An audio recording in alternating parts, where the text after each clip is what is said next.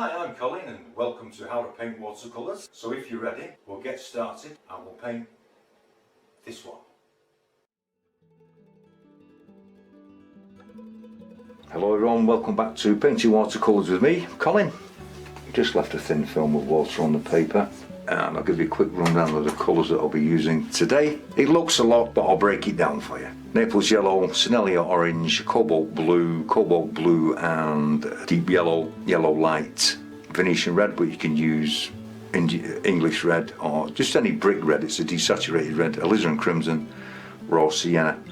This palette here is what I normally always have mixed up. The earth colours, I want to give them all a swirl again later. There's different greys and browns made up with two different blues, a cobalt blue and a French ultramarine. The rest are just earth colours. I use a lot of them and I don't want to keep mixing them on the palette, so I want to get them out of the way. I'm going to make this one a sort of a autumn scene.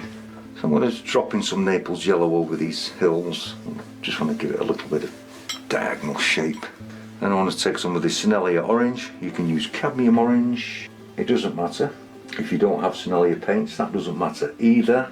I bought these paints many years ago, about 18 years ago, and they're still as good today in the tube as they've always been. And I'm just using a big round brush, nothing specialised. Straightforward cobalt blue, a bit weaker at first. You can always strengthen it up. Okay, bringing it down to meet the alizarin crimson.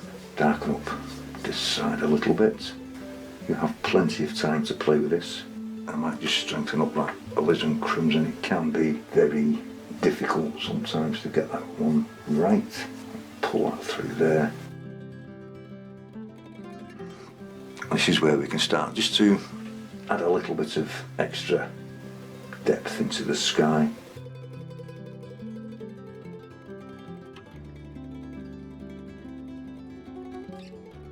And I want to take some alizarin crimson here, some of the cobalt blue. I want this to be relatively thick, as I want to just pop some clouds in. I do need it to be just slightly neutral, neither blue or red. And I think that might look a little like it. Let's just try it.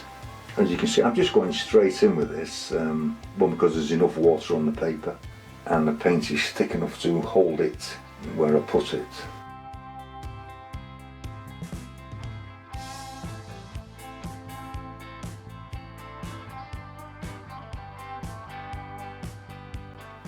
And I'm going to take a little kitchen towel. I'm just going to take out the top of some of this.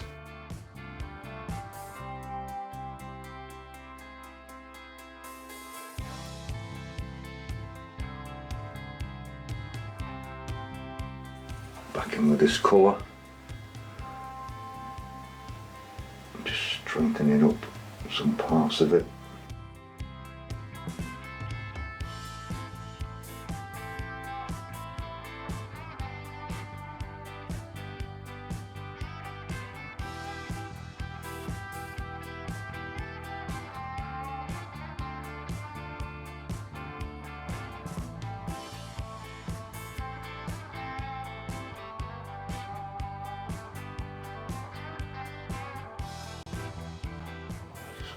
Pull this through once again. Real difficulty with blobs. If you feel your paper is drying out too much along the bottom, some water on the brush, and this will keep your paper nice and wet. Now I'm going to let that dry. Now that's dry, I'm just going to re-wet this background hill very quickly. Cobalt blue and alizarin crimson. Once again, this is slightly to the bluey side.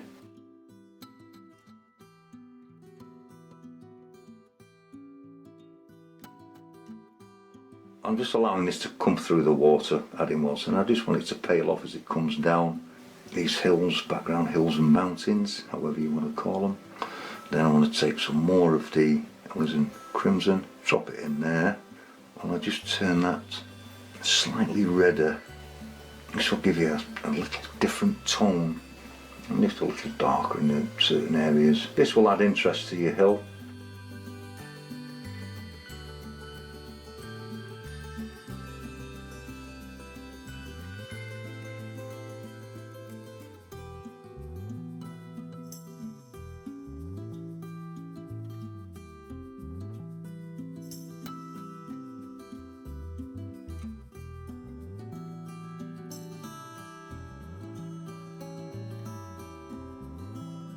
And I am going to let that dry because I don't want this hill to run into that one, or that one to run into that one. We come to this hill here, and what I'm going to do, I'm going to drop some of this green in it that we mixed up, light mix up. I want to run this in and let it just come down the hill.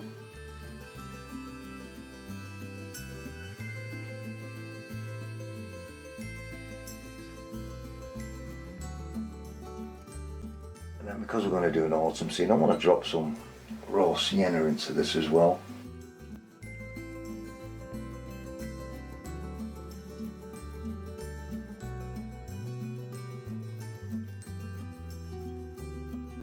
Light red or Indian red or whatever brick colour you have.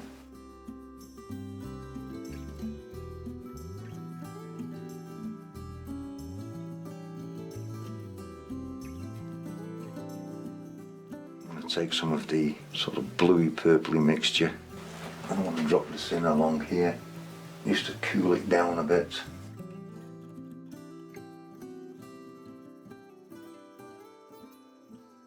Not working it in too much.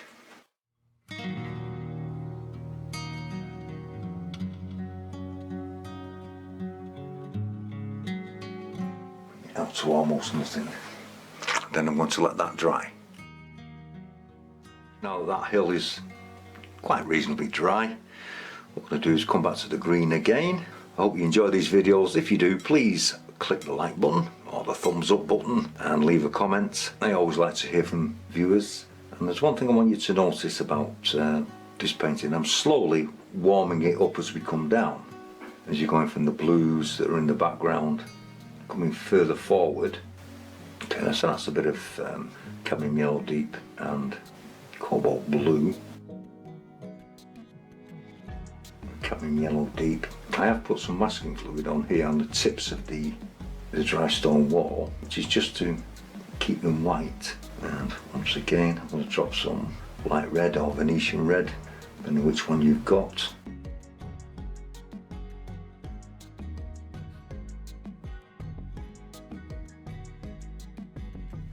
Then I'm going to drop some in there, and I'm going to deepen this with some of the cobalt blue, just to get a deeper green. And sort of bring some shadow in with this. It does help. I'm going to bring some colour into the foreground. Cadmium yellow light, raw sienna. Bring these two together. And I'm going to take some of this green. I'm going to throw this in as well.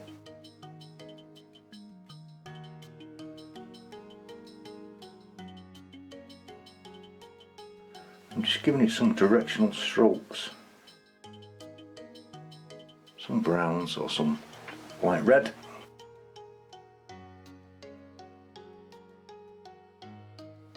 Just bringing it in.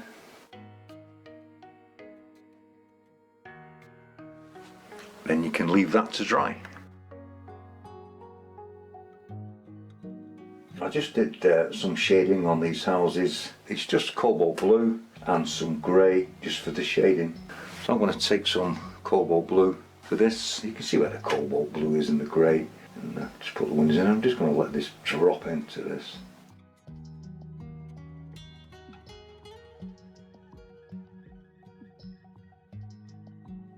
Just a little bit of cobalt blue. But then I'm going to actually take some of the green colour. This is cobalt blue and yellow light. I'm just going to drop some of this and just create some moss. I'm going to take a dark cobalt blue and burnt umber.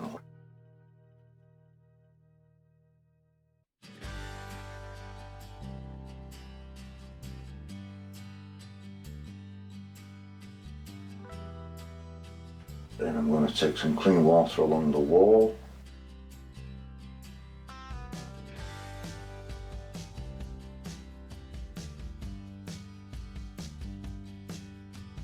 And I think I'm going to use some grey again for this. And I'm just going to drop it in. Light red with burnt umber added.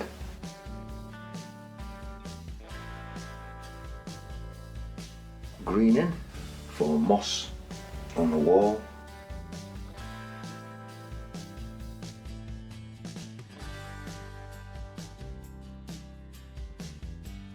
And I'm going to come round to the trees. This is a very light green, I think I told you, cobalt blue, yellow light, with just a touch of alizarin crimson, just the tip ends.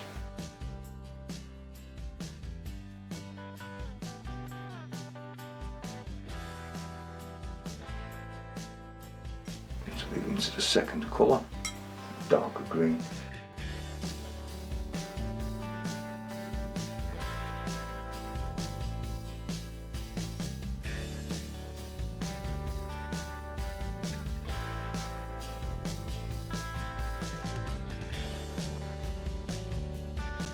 I'm going to take that green, I'm going to drop it in here, take some red,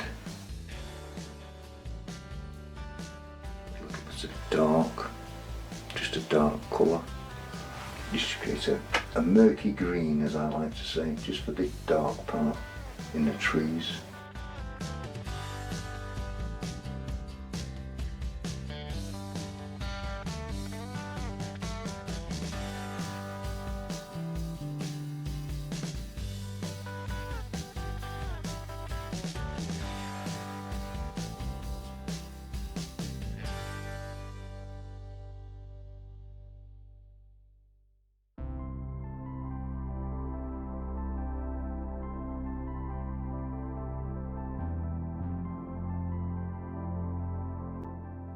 I'm going to take what they call a varnish brush, which I use in oil painting, and I want to put some movement in the land.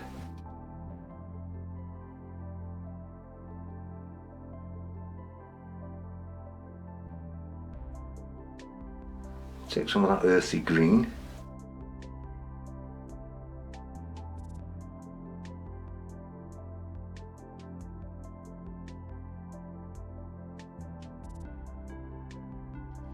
I'm going to move into some yellow ochre.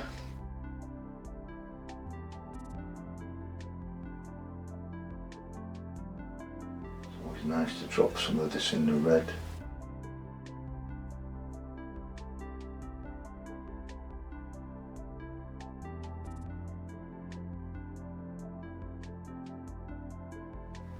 A fine detail brush, and I'm just going to add a little bit extra into it.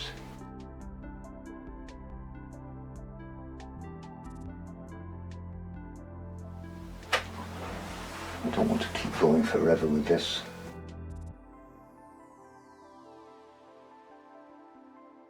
Nice autumn field. Just adds a little extra.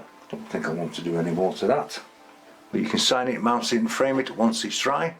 Hope you've enjoyed this one. If you have, please give it a thumbs up, leave a comment. I hope you've enjoyed it, and I'll see you next time.